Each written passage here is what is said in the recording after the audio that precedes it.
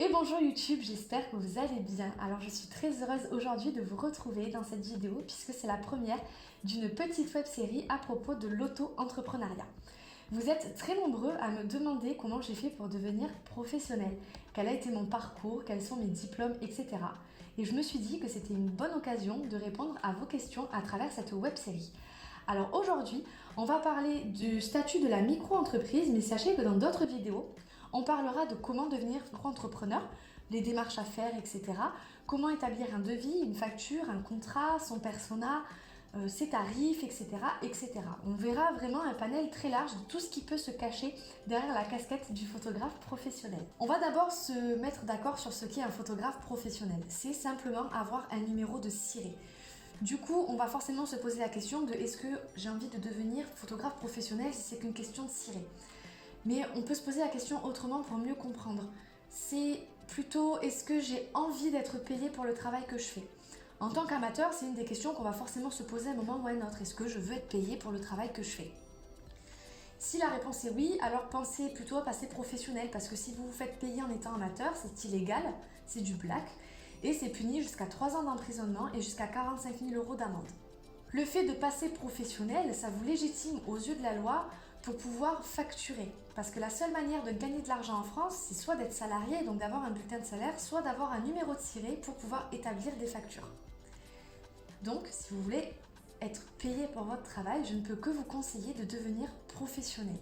Un des autres avantages à être photographe professionnel, c'est que ça peut être seulement un complément de revenu. Vous pouvez toujours garder votre activité salariale et être un photographe professionnel à côté.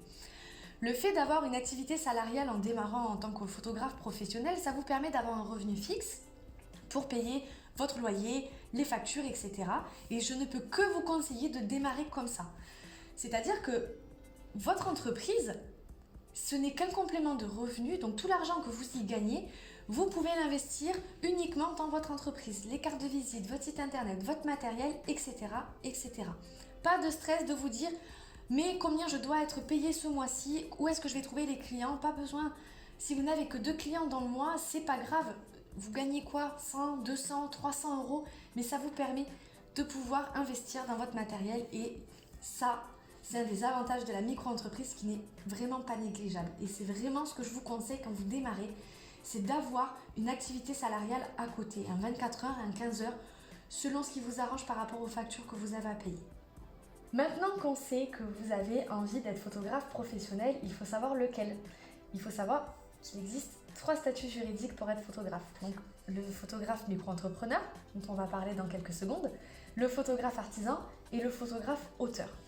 Alors je vais vous résumer en 2-3 mots ce que sont ces 2 autres statuts. Sachez que si vous avez envie que je vous en parle davantage, n'hésitez pas à me le dire en box commentaire. Je vous ferai une vidéo exclusivement dédiée à ces 2 statuts juridiques. Un photographe auteur, c'est un photographe qui ne peut que faire des photos d'art. Il est tiré de manière artistique en 30 exemplaires maximum. Il n'a ni le droit de faire des séances photos, ni de mariage, ni quoi que ce soit d'autre. Donc si vous avez envie de faire des tirages d'art, orientez-vous plutôt vers ce statut. Le photographe artisan, quant à lui, la plus grosse différence face au micro-entrepreneuriat, c'est qu'il faut un BEP, CAP, enfin un équivalent Bac+2 en somme, pour pouvoir privilégier ce statut. Si vous n'avez pas de diplôme en photographie, vous ne pouvez pas être photographe artisan. L'avantage d'être photographe artisan, c'est que il peut créer sa micro-entreprise s'il le souhaite, mais il peut aussi créer une société, donc une SARL, URL, etc. Et donc ainsi avoir plus de salariés sous ses ordres. Je crois qu'il peut avoir jusqu'à une dizaine de salariés. Mais bon, on a les salariés, mais on a une comptabilité totalement différente. Il faut absolument un comptable pour les sociétés. Mais sinon, en somme, le travail d'un photographe artisan et d'un photographe micro-entrepreneur, c'est la même chose. C'est juste le statut juridique, les obligations comptables et le fait d'avoir des salariés ou non qui va changer.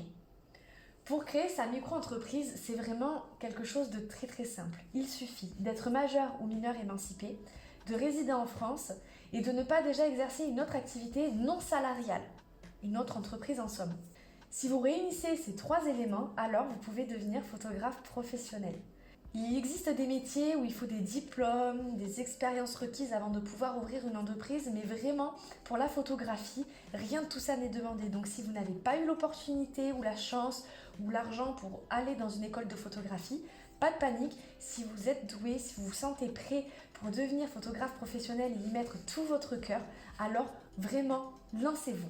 Devenir photographe professionnel, du coup, vraiment, c'est très simple, d'autant plus que les démarches administratives ont aussi été simplifiées et sont beaucoup plus légères que tout autre statut juridique.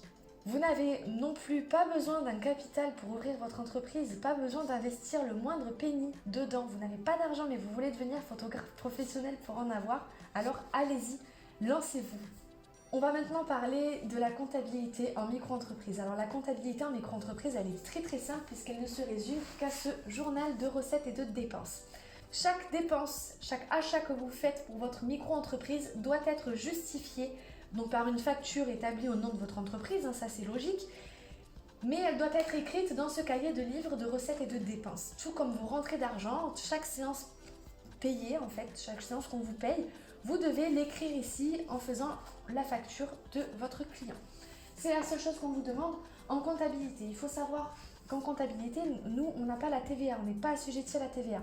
Du moment que notre chiffre d'affaires est inférieur à 34 400 € par an, donc c'est un équivalent de 2 000 € par mois, plus même je crois, vous n'avez pas besoin de calculer la TVA. Du coup, on ne parlera pas de la TVA aujourd'hui. Ceci dit, si vous voulez que je vous fasse un module tout particulier dédié uniquement à la TVA, n'hésitez pas à le dire en box commentaire et je m'occuperai de faire les recherches adéquates. Maintenant que vous savez qu'on n'a qu'un seul livre de recettes pour la comptabilité, qu'on n'est pas assujetti à la TVA, on va parler du compte bancaire.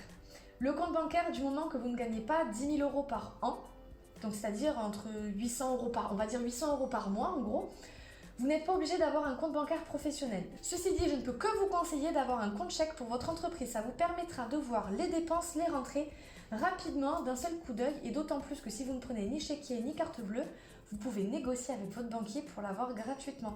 Parce que moi, c'est ce que j'ai. Mon banquier m'a offert ce deuxième compte chèque. On va maintenant parler des cotisations. Les bonnes cotisations qui fait qu'on est obligé d'avoir des tarifs un peu élevés. On doit chaque fois qu'on se fait rémunérer de quelque chose, 22% de cette somme à l'État. Du coup, sur 100 €, on touche 100 € moins 22 €. Voilà. Et ça, les gens, ils ont tendance à l'oublier d'ailleurs. Mais c'est important de prendre en compte cette charge sociale parce que si vous voulez être payé 60 € et que vous facturez 60 €, ben vous n'allez pas avoir 60 € dans votre compte. Donc c'est important de pouvoir compter la taxe dans vos tarifs. Mais ça, on en parlera dans d'autres vidéos. Du coup, les cotisations, elles se font soit par mois, soit par trimestre. Moi, je ne peux que vous conseiller de le faire tout comme la comptabilité, tous les mois. Ça vous évite d'oublier de la faire. Si vous êtes pas un peu tête en l'air comme moi, je préfère le faire tous les mois. Je sais que le premier du mois, je peux faire ma compta et faire mes déclarations. Je sais tous les mois ce que je donne à l'État par rapport à ce que j'ai encaissé durant le mois. C'est beaucoup plus simple pour moi et ça me permet de me dire, bon ben, le mois de janvier, le 1er février, le mois de janvier, il est déjà clôturé. Et d'ailleurs, c'est mieux de le faire mois par mois aussi vis-à-vis du chômage. Si un jour vous arrêtez votre activité salariale, vous pouvez demander le chômage puisque vous avez travaillé, mais il faudra déclarer votre entreprise à Pôle emploi. Et du coup, ils vont vous demander vos relevés mensuels. On a parlé de la comptabilité, on va parler de la couverture sociale. La couverture sociale, c'est ce qui va vous permettre de vous payer si jamais vous êtes malade. L'indemnité maladie, vous savez, quand vous posez un arrêt maladie, que vous êtes malade, vous ne pouvez pas travailler, mais vous avez assez cotisé pour qu'on vous redonne un petit peu d'argent pour pas que vous soyez dans le caca. Et bien, pour avoir cette indemnité maladie, donc, il faut que vous ayez cotisé et il faut que vous ayez au moins fait un chiffre d'affaires d'au moins 3 863 € abattement déduit. Ça veut dire que ces 3 863 €, on leur a déjà enlevé les 22%. Donc pensez bien quand vous faites de la photo, donc soit à ne pas tomber malade, soit à faire en sorte de très vite arriver à un chiffre d'affaires assez conséquent pour pouvoir avoir une couverture sociale en cas de pépin. C'est pour ça d'ailleurs que je vous conseille d'avoir une activité salariale tant que vous n'arrivez pas à un certain chiffre d'affaires, tant que vous n'avez pas assez de clients.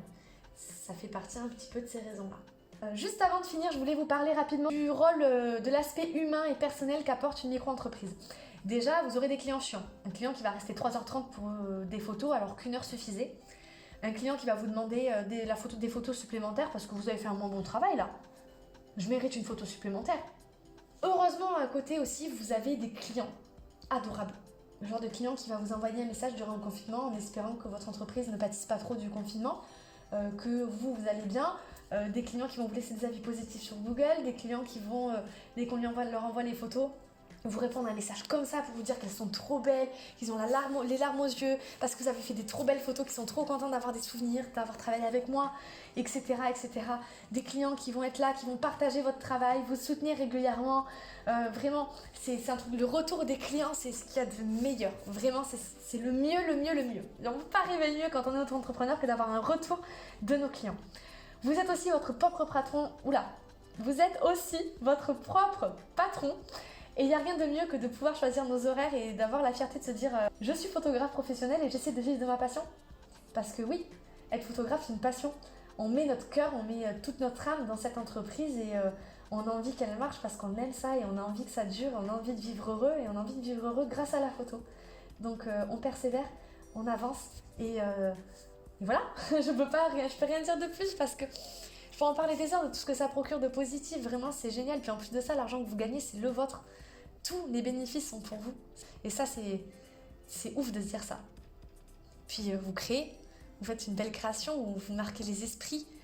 Donc la photo, c'est quelque chose de ouf.